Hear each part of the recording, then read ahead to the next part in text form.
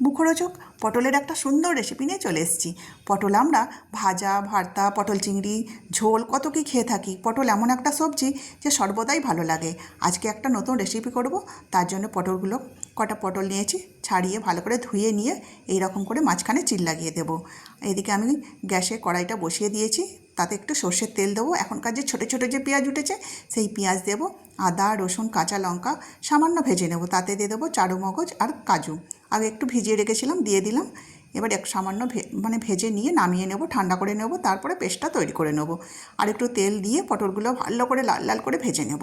এদিকে আমার মশলাটা পেস্ট করে নিই। পেস্ট করা হয়ে গেছে, পটলগুলো লাল লাল করে ভাজা হয়ে গেছে। এবার কড়াইতে আর একটু তেল দিয়ে শুকনো লঙ্কা, গোলমরিচ, এখানে 2টো এলাচ দিয়েছি, এই দারচিনিও দেওয়া যায়। এখানে মশলাটা দিয়ে দিলাম, যে মশলাটা পেস্ট করেছিলাম, দিয়ে দেবো জিরে, ধনে আর একটু গোলমরিচ। এখানে লঙ্কা গুঁড়ো কিংবা হলুদ গুঁড়ো কোনোটাই ব্যবহার করছি না। একটু সাদা সাদা গ্রেভি হবে, সেই রকমই আমি আজকে রেসিপিটা করছি। বেশ থকো হবে। এখানে 2 চামচ আমি টক দই দিলাম। এবার লবণ আর পরিমাণ মতো চিনিটা দিয়েছি। টক দই দিয়েছি, একটু চিনি তো দিতেই হবে। ভেজে রাখা পটলটা দিয়ে ভালো করে কষিয়ে নিয়ে এবার জল দেবো। খুব বেশি কিন্তু জল দেবো না, এই যে এতটাই জল দেবো। গ্রেভি থাকবে, বেশ দেখতে ভালো লাগবে। কাসুরি মেথি, কাঁচা লঙ্কা দিয়ে চাপা দিয়ে দিয়েছি। এই কাসুরি মেথি দেওয়ার জন্য বাড়ি একদম গন্ধে মোহমোহ করছে।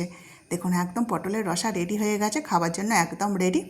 ভাতের সাথে তো রান্নাটা করেছিলাম, কিন্তু রাতে রুটির সাথেও খেয়েছিলাম। ভাতের সাথে যতটা ভালো লেগেছে, রুটির সাথে না ততটাই ভালো লেগেছে।